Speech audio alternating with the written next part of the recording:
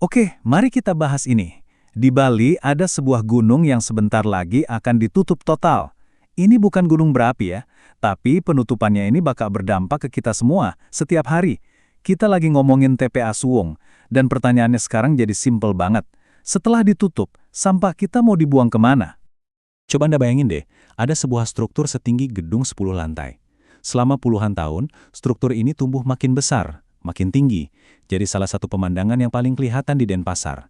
Tapi sekarang, semuanya itu dijadwalkan buat lenyap.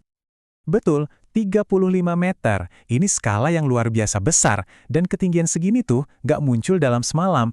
Ini hasil tumpukan sampah kita selama puluhan tahun. Sebuah monumen yang sebenarnya nggak pernah kita inginkan, kan? Nah, ini dia kenyataannya. Gunung yang dari tadi kita bicarakan itu adalah TPA Suwung, tempat pembuangan sampah terbesar di Bali. Sejak tahun 80-an, TPA ini jadi rumah bagi sampah dari Denpasar dan sekitarnya. Tapi masalahnya, sekarang tempat ini udah penuh sesak, udah sampai di batas maksimalnya. Jadi, gimana ceritanya kita bisa sampai di titik ini? Yuk, kita lihat sedikit sejarah si gunung sampah ini dan kenapa penutupannya jadi momen yang sangat krusial, yang memaksa kita semua untuk, berubah. Walaupun penutupan ini rasanya kayak mendadak banget, tapi sebenarnya landasan hukum buat sistem yang baru itu udah ada dari bertahun-tahun lalu loh. Peraturan gubernur tahun 2019 itu udah kasih jalan buat perubahan. Dan sekarang, dengan ditutupnya Suwung, mau nggak mau aturan itu harus benar-benar ditegakkan. Sekarang, yuk kita dalemin lagi soal aturan yang mengatur pengelolaan sampah di Bali.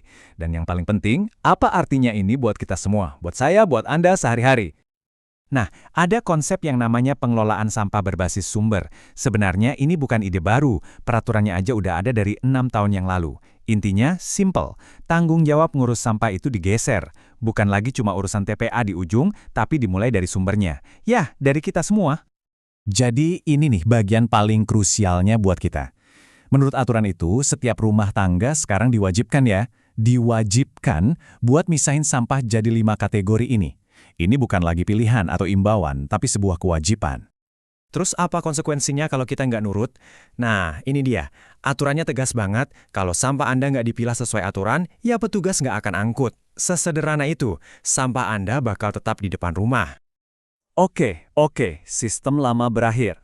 TPA Suwung ditutup. Terus, rencana barunya apa dong? Nah, mari kita lihat infrastruktur baru yang disiapkan buat gantiin peran Suwung. Di sini kelihatan jelas pergeseran paling mendasarnya. Kalau dulu kan semua sampah campur aduk jadi satu, langsung buang ke Suwung, beres. Nah, cara baru ini beda total. Sampah harus dipilah dari rumah, baru kemudian diolah di fasilitas-fasilitas yang berbeda. Era buang semuanya ke satu tempat itu udah lewat. Salah satu solusi utamanya adalah TEBA modern. Anggap aja ini fasilitas pengolahan sampah organik skala kecil di tingkat komunitas, mungkin di Banjar atau desa Anda.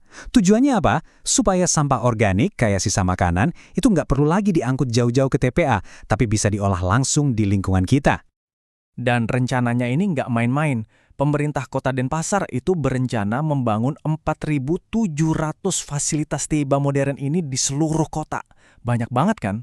Ini adalah upaya besar-besaran buat menyebar titik pengolahan sampah. Oke, kalau TEBA tadi buat sampah organik, nah kalau sampah anorganik kayak plastik, kertas, atau kaleng, itu perginya ke TPST. Di sini sampah-sampah itu bakal dipilah lagi buat didaur ulang. Nantinya cuma sisa-sisanya aja residu yang benar-benar udah nggak bisa diapa-apain lagi yang akhirnya dikirim ke TPA. Rencananya kedengaran bagus ya di atas kertas. Tapi pertanyaan besarnya adalah, dengan volume sampah kita yang segitu banyaknya, apakah sistem baru ini kapasitasnya cukup? Nah, di sini nih kita lihat tantangan terbesarnya. Semua fasilitas baru ini, kalau kapasitasnya digabung, itu cuma bisa ngolah sekitar 500 ton sampah per hari. Padahal, sampah yang kita hasilkan setiap hari itu jumlahnya ribuan ton. Jadi, ada selisih kapasitas yang besar banget. Bahkan kalau kita lihat lebih dekat lagi, sebuah studi nunjukin kalau nggak semua TPST yang baru dibangun itu siap. Dari 3 TPST baru di Denpasar, cuma 2 yang dinilai punya kapasitas cukup buat wilayahnya. Yang satunya lagi, udah diperkirakan nggak akan cukup.